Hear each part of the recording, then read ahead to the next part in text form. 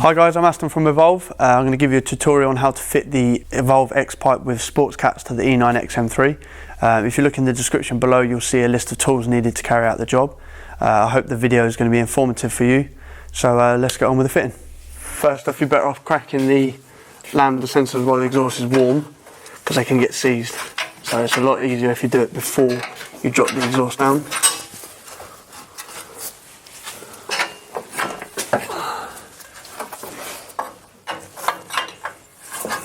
Obviously this exhaust has already had the primary cat delete done, so your standard system would be a bit different to this, but it basically just replaces this part here. So once you crack the lambdas off, you want to remove the heat shields. It's a 8mm and a 10mm.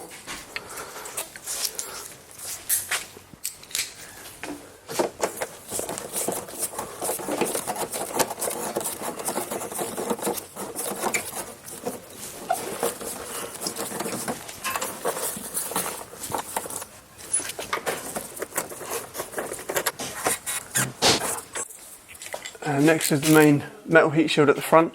You don't have to remove it completely, I don't, some people do. You can usually just get away with taking off these 5 here and just bringing the heat shield down a bit just to gain access to the exhaust.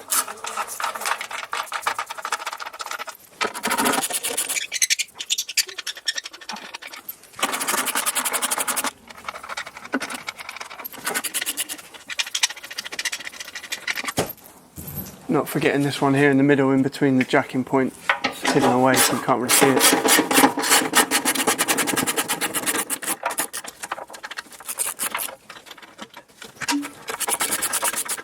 Okay, so now the under tray's loose, we can get to this lambda. So if you get just a 10mm ratchet, undo the 2 bolts that are holding the casing. One at the bottom and one on the side up here.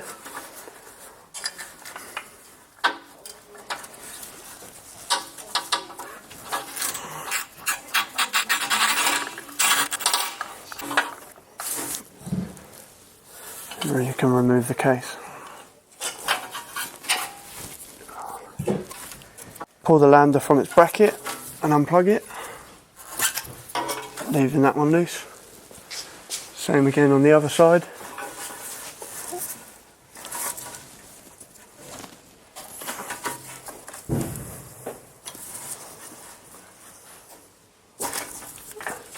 And then the 2 rear ones as well are just tucked up here.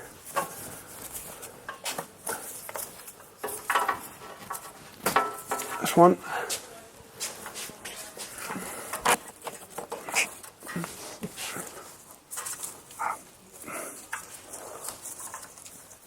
And that's the second one.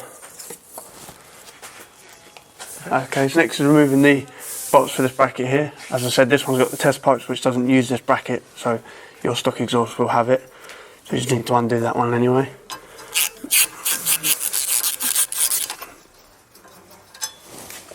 Again, 13mm socket. Okay, then move on to the middle. Again, 13mm socket. Just loosen these. You don't want to undo them completely because the exhaust will drop. So you just want to loosen those off. Okay, then we can undo the clamps that hold the back box to the X pipe.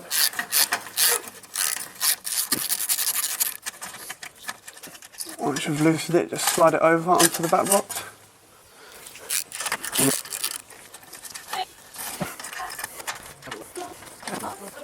Yeah, so next step's to disconnect the X pipe from the headers.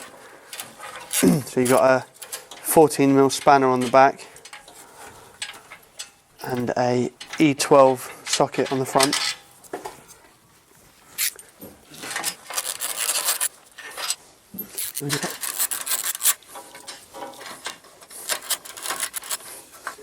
Once you've undone the bolts at the front, then the exhaust is ready to drop down. If you're doing the job on your own on axle stands, you'd probably be alright just trying to support the back end. If you're doing it on a ramp, it's probably easier if you get someone to give you a hand.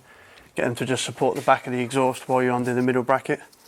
And once you've undone the middle bracket, the whole exhaust can be dropped down.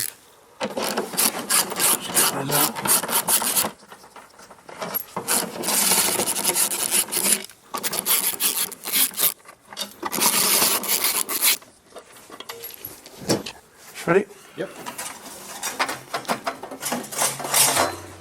Okay, so now we've got the X-pipe on the floor. We can swap the stock parts over, the lambdas and the bracket. Undo these two on the top here, which again 13mm.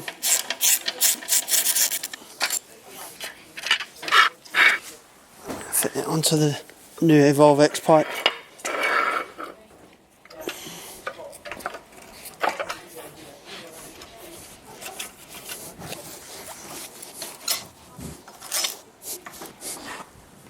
And then the lambdas as well.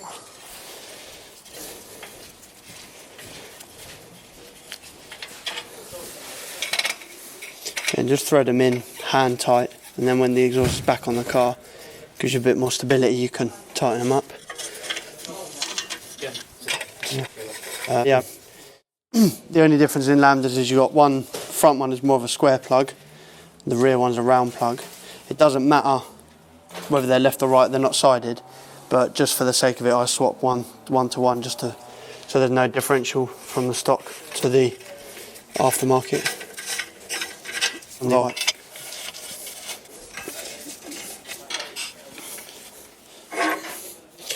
Another part you want to fit to the X-pipe before you fit it up is the bracket.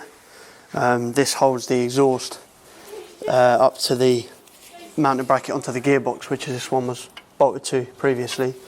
They are sided. One's got an R on it for right and the other one has got an L on it for left. So make sure you get them the right way around. Right would be driver's side in UK and left is passenger side in UK. And all you do with those is undo the nut and bolt. Remove the washers. Bend the bracket open. Slide it over the exhaust around this area here. Make sure you get this bracket on the inside. It goes that way around so the weld is at the top. Bend it back into place and refit the nut, bolt and washer.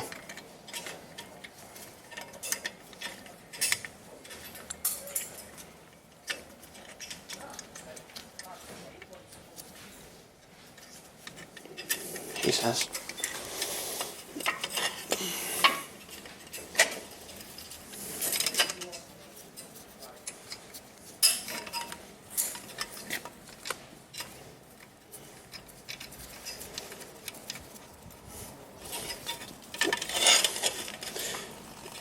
Make sure you leave it loose because that isn't going to be the position it goes when it's on the car. You will need to move it around just to line it up properly. Then once you've done that up, you can tighten up the bracket and then just do the same again on the left hand side. Okay, so obviously the exhaust is split here. I'm going to fit it up as one whole system because it's easier because I'm on a ramp and I've got two people. But especially if you're doing it on your own, it might be easier to do it as just these parts first and then fit that on afterwards. It's entirely up to you. So all I'm going to do now is the exhaust is ready, so I'm going to place it all up as one piece. So the X-pipe kit comes with new firing gaskets. So you just remove the standard ones. They can be quite stuck sometimes. You use a screwdriver to lever it off, something along those lines. And then the new one you just push on. Make sure the thicker side is on the back and the smaller side is on the front. Same as the shape of the exhaust. It is a bit of a tight fit, but they do go on. And just press it up to meet there. Okay, so we fit the exhaust. The easiest way if you're doing it as one system is to just place the front end on first onto the headers.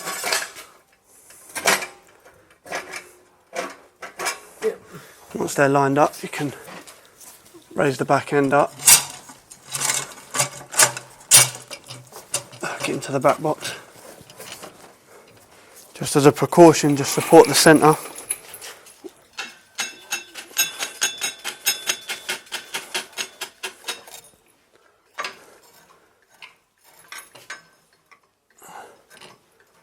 And then you can start fixing the exhaust. Okay, so you get two different length bolts in the kit. One's 48mm and one's 58mm. The ones we need for bolting up the centre section are 48mm. You get the bolt and the washer there, and then the bolt and washer goes through the bottom. And you also need a spacer that comes in the kit between the bracket and the body of the car, which brings the exhaust further away from the body so it doesn't vibrate through the chassis.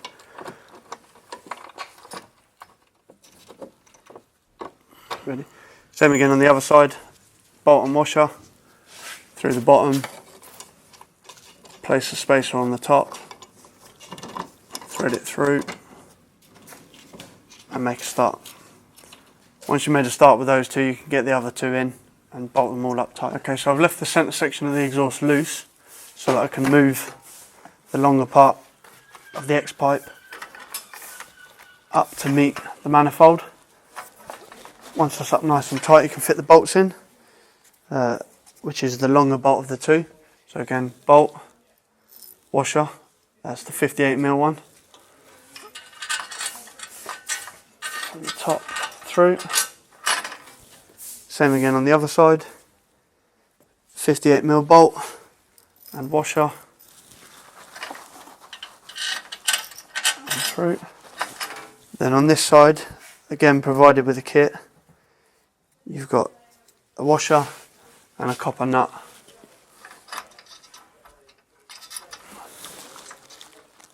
Just put those on loosely for now.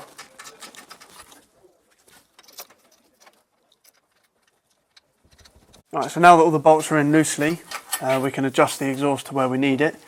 You want around a finger's width gap between the heat shield and the exhaust. Not too low that it's hanging down, but not too high that it's going to knock on the body. Once you've positioned the pipe where you want it, you can tighten up the bolts that connect the exhaust to the manifold. The nut here is a 12mm and the bolt on the back is a 13mm.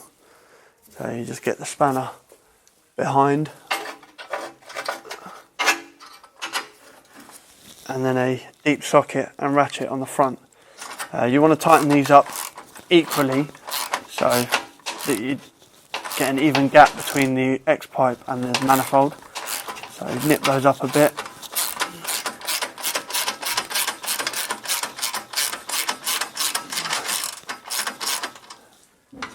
And then to an equal amount on the other side. Keep doing that, swapping from one to the other just to bring the gap so the gap closes up equally.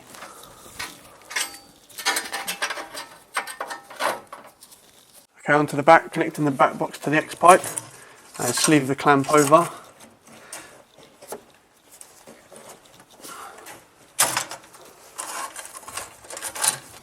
And then it might be worth getting someone to help you just push the two pipes together while you tighten the clamp up, just to ensure that it's a nice tight seal.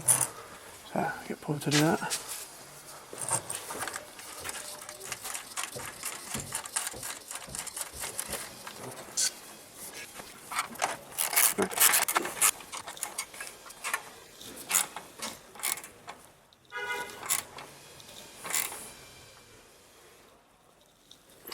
Okay, and the same again the other side.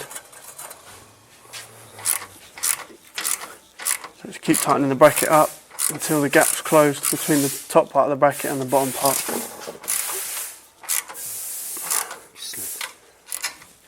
Okay, now that the rear's tight, we can move on to the centre, which is the final exhaust joint. You've got the 12mm spanner on the nut on the top and a 6mm Allen bolt that goes through it. So again, same as the front, just do them up equally.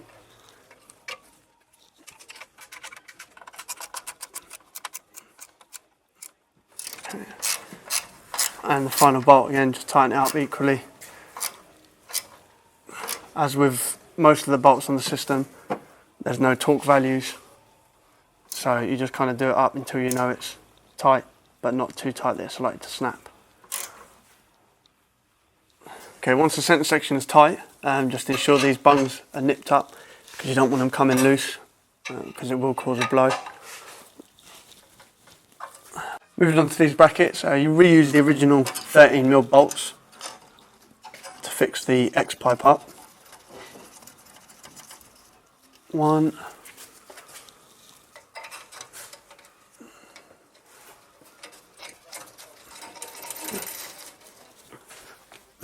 And just tighten those up, tighten these ones up first and then tighten these ones up after to ensure that the bracket sits where it wants to sit. 1,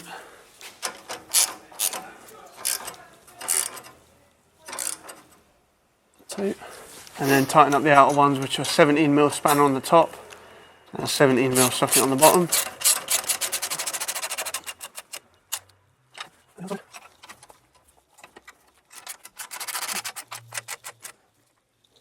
Again, closing the gap in the bracket here and ensuring there's no movement.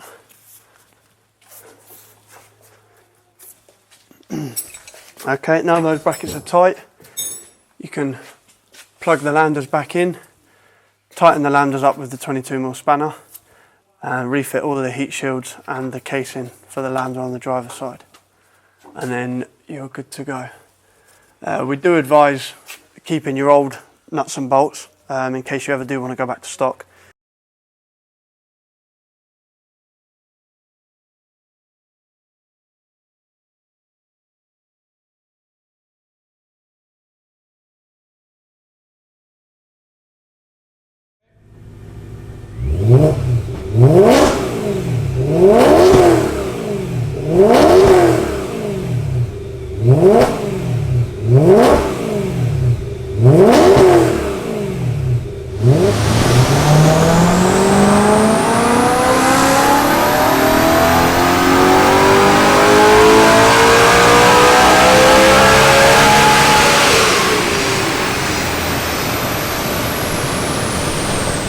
So we've just dynoed the car with the X-pipe on as expected. It's made a little bit of gain, but not a huge amount. So it's gone from 460 to 464.4, so that's a gain of around 4 horsepower.